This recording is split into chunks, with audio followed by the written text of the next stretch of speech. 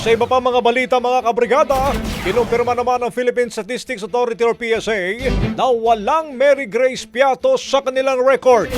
Patay pa sa certification mula kay Claire Dennis Mapa, walang umiiral ng naturang pangalan sa Civil Registry System Database sa Certificate of Life o Live Birth, Certificate of Marriage at Certificate of Death. Matanggap o natanggap na ng Good Government and the Public Accountability Committee ang certification bandang alas 4:30 ng hapon kahapon.